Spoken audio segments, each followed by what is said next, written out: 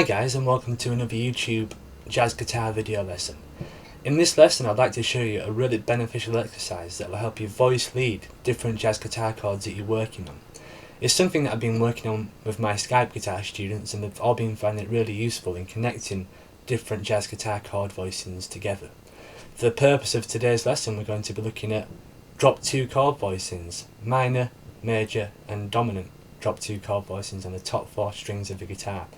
If you don't know what they are, or you need to know them, I've got a link to these voicings in the bottom of this YouTube video, and that's got tab and notation for all the chord voicings we're going to be looking at. So if you'd like to get that loaded up to follow along, please just pause the video, load that up, and you can follow along with the voicings that we've talked about. I've also got dedicated video lessons to minor 7 drop 2 chord voicings and dominant 7 chord voicings and major chord voicings. So if you look on the channel, I've got really detailed explanations of how to finger these chord voicings as well, so you can check that out if you don't know what they are. This video is basically for the kind of guitar player that they know what drop 2 chords are, but they just can't seem to put them together and use them in a musical situation, because I've been asked to do a lesson about this, so I thought this would be a good time to do it. So this video is for like a recap for my Skype students, and if you're one of those guitarists that's kind of wondering how to connect the different drop 2 chords together. And this exercise, it'll work with any kind of jazz guitar voicings, which I'll go into more detail about later on in the video. So I hope you enjoy it. Let's get zoomed in and check out this voice leading jazz guitar exercise. For the purpose of this exercise, we're going to be looking at using drop 2 chords in a 2-5-1 in G major. So what is a 2-5-1 in G major? That's A minor 7 for a bar, D7 for a bar, and then G major 7 for 1 bar. Just like the first 3 bars of Autumn Leaves. So the first thing you need to do for this exercise is just refresh your drop 2 chord voicings, your minor 7 drop 2 chord voicings on the top 4 strings of the guitar. So we have one which has the 7th on the top, one which has the root on the top, one which has the minor 3rd on the top, and one which has the 5th on the top. So you really need to be able to ascend and descend through these inversions fairly smoothly and fairly quickly, really. Ideally playing 1 per beat. If you can't do that, start by playing 1 per bar,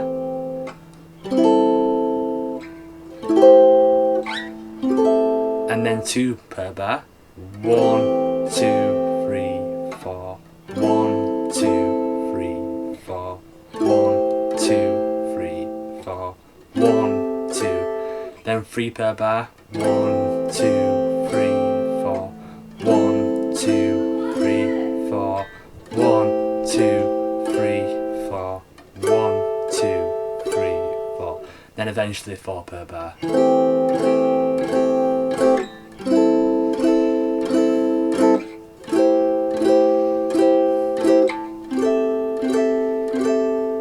And then you should be able to move between each inversion fairly swiftly.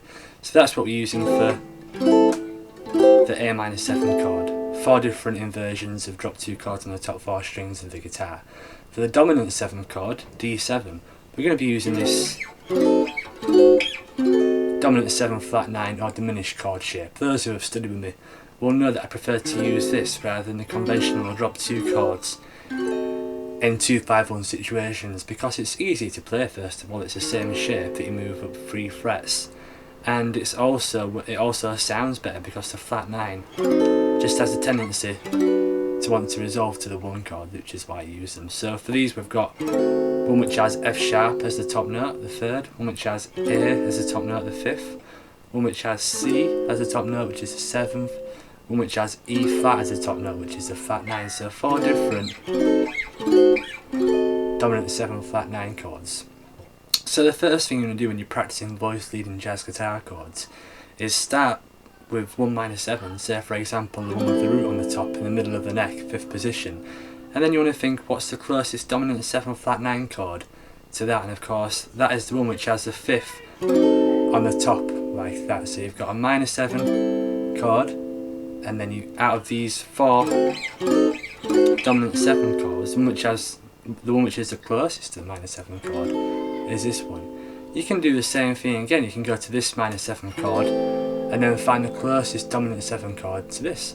So of course you could go up and play that same one, or you could go up and play, so you could go down and play this one which has the third on the top. So you've got this minor 7th chord and then this dominant 7th chord. Then for this minor 7th chord, the closest dominant 7th chord was this one. They do the same thing to this minor 7th chord, the closest dominant 7th chord is this one. So let's just take a look at what we've got here with the first one. It resolved down to a dominant 7th chord. The first one had a common tone, the A note, and then this one had a common tone as well. And if we played the last minor 7th chord voicing, the closest dominant 7th chord to that is this one, which goes down by a semitone. So now you should be able to smoothly voice lead the 2 and the 5 chord together. And of course you can practice this exercise alone in different ways. You might want to do 2 minor 7 chords per bar, 1, 2, 3, 4, and then 2 dominant 7 chords per bar. That creates a lot more movement, but at first I'd suggest just doing whole note rhythms, practicing 1 per bar and voice leading smoothly. But then when you can do that, try to go for 2 different chords starting in different places, one with the 7th on the top, one with the root on top, and it just starts to create more interesting movement in your comping. So that's what we have for the 2-5. You should now be able to voice lead between each of these 2 5s nice and smoothly. So the last chord type I need to look at are the major 7 chords.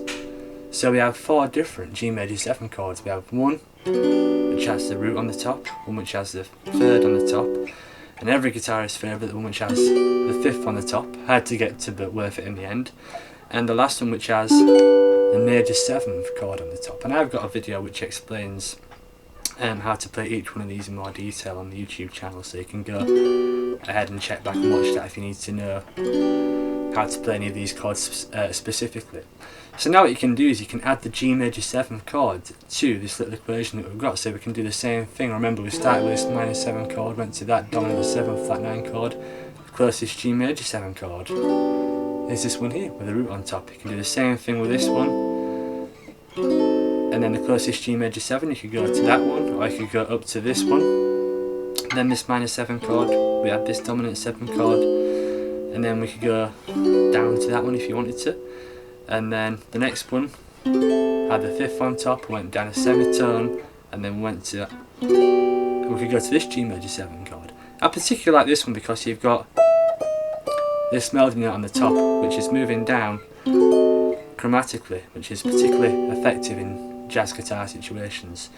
So with these all in mind, you should now be able to create some more movement in your comping and solo and your chord soloing, because you can voice lead between all the chords smoothly. So what you can do is go back to the equation we had before where we were saying try to practice 2 chords in 1 bar. So we can go to A minor 7, we can practice 2 inversions for that. When we get to D7 flat 9, 2 inversions for that, and then we get to G major 7, we can do 2 inversions for that. If you wanted to really push the boat and the boundaries and really know these inversions inside out, a great thing to do would be to practice 4 different inversions for each chord. And that will make sure that you have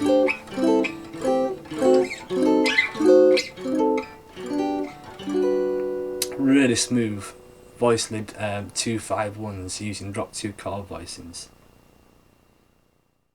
For the purpose of this video, we've just looked at applying this exercise over a 2-5-1 in G. However, if you really want to master it, what I suggest you do is take it over an entire tune.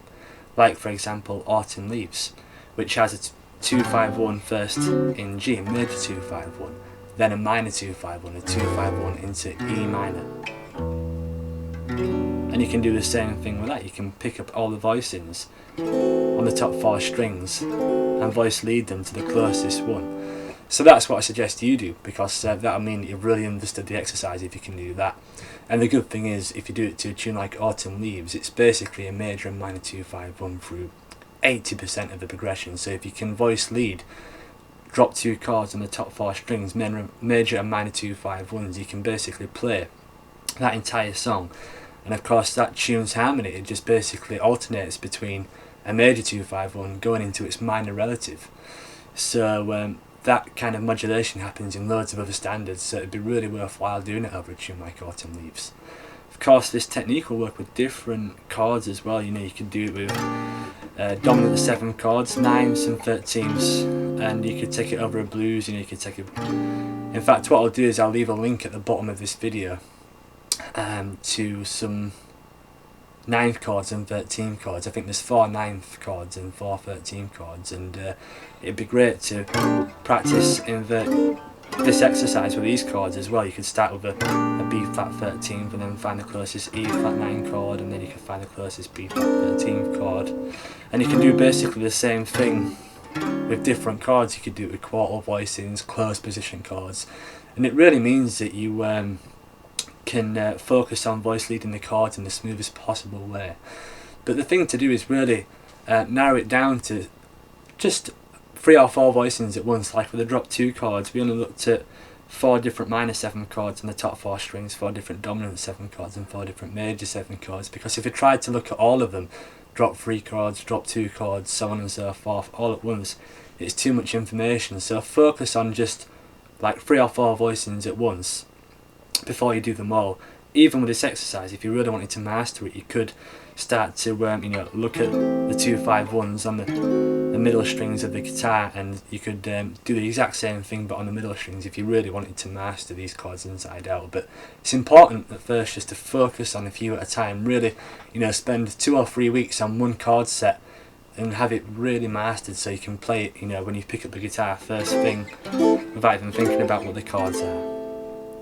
So I hope you enjoyed this lesson. I hope it helps you voice lead different jazz guitar chord voicings, and it kind of helps you see how they relate and connect to each other. If you did enjoy this lesson, please click like below, and please subscribe to this channel for more free jazz and blues guitar lesson videos. Thanks for watching, and I'll see you next time.